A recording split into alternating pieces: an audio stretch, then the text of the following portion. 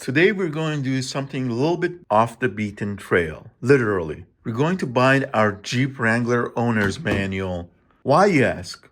Because Jeep, in all their wisdom, decided not to include a printed copy. Apparently, they think we will always have internet out in the wilderness. That's why we bought the Jeep for. So now picture this, you're off-roading, living your best Jeep life, and bam, something goes wrong. David, where are we? Where are we? Middle of nowhere. What happened? Who did it? I did it. We'll pull over on some remote trail and think, no problem, I've got my trusty owner's manual. Oh wait, it's only online. No signal? Great. Jeep Solution, they'll kindly sell you a 300, 400 page manual for $50. So let's say you pony up the cash. You're prepared, right? Wrong. You're flipping through trying to find the fuse diagram because something electrical fried, and you realize the print is something like this. And guess what? You didn't bring your telescope or your magnifying glass because you're not Sherlock Holmes. Now you're squinting at the pages, trying to decipher something like DCSD. What does it mean? Jeep apparently wants to keep it a mystery. This is exactly why we're taking matters into our hands. We're going to create a better manual. I've already started customizing mine. For example, I made a spreadsheet with all the missing information, fuse types, part numbers for relays, and every little detail Jeep didn't think we need. Now, if something breaks, I can quickly find what I need, head to town for parts, and without guessing if DCSD means don't call service department, get the right part and fix it. So as you can see here, I've got even the Mopar part numbers, the regular part numbers. I've deciphered all the acronyms here and added to description if I felt like I need to add information to the fuses. I have the type of fuse. So for example, MKS Micro 2, PXPS, all the information that I need, the colors, as well as a diagram and the picture of my fuse box so I can look at it. So when I'm looking down into the Jeep, I know exactly what I'm looking at and where. So let's not just stop at better info. We're also going to make it easier to use. No giant binders like that. No hours punching paper. No awkward flipping through pages that are the size of road maps. Nope, we're binding this bad boy into a sleek paperback format. Easy to read, easy to store, and way cooler than Jeep's version. Here's an example. I made a manual. I printed out manual for our new Camp Tab 360 camper.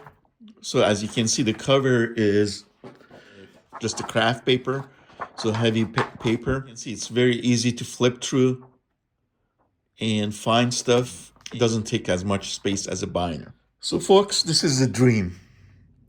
Stick around and I'll show you how to make your own Jeep Wrangler manual as well as other manuals and documentation that actually works, and no magnifying glass is needed. Okay, so here's what we'll need for our little DIY adventure. You need a nail file. Yep, raid your girlfriend's or wife's secret stash. Just don't get caught.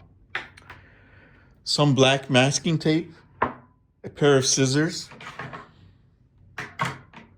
basic white glue. Maybe we take a cup and we just cut it so we can pour the glue on here. A paintbrush. I got this set from Amazon for, I think like $4 or $5. And some craft paper for the cover as well as the back. So simple stuff, but it'll get the job done. And also we will need some paper binders too. So I still have working on my customization of the Jeep manual. But for demonstration purposes, I'm new to the GMR's world, and I just got a radio for my Jeep. And I found some things that I'm probably going to need for a short time until I learn it. So we're just going to bind this. So the cover, again, is craft paper that I've printed on my printer as well as the back. I've used 2 binders to hold it in place like that.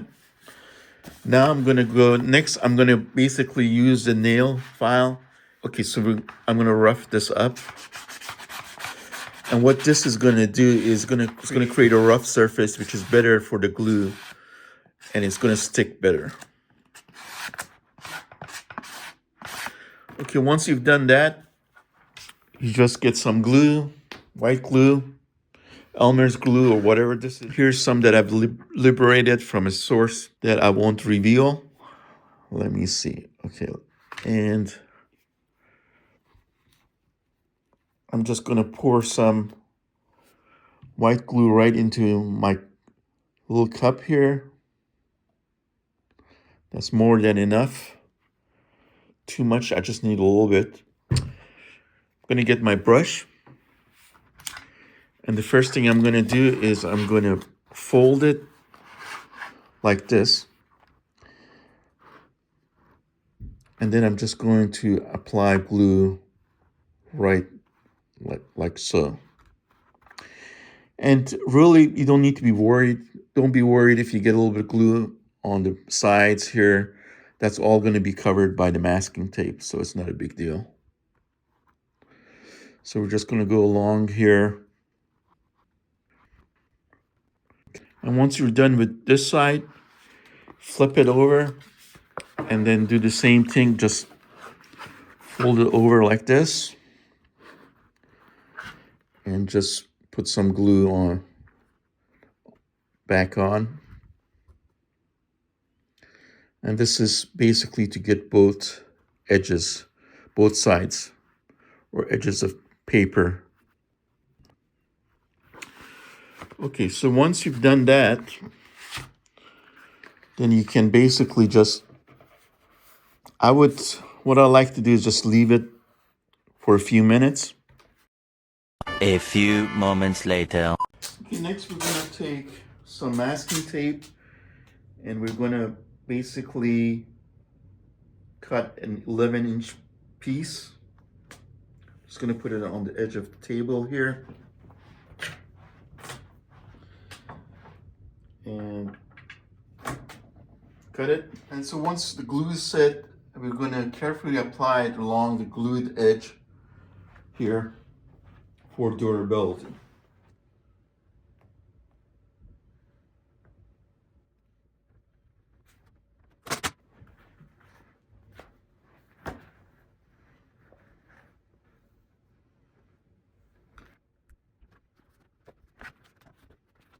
Okay.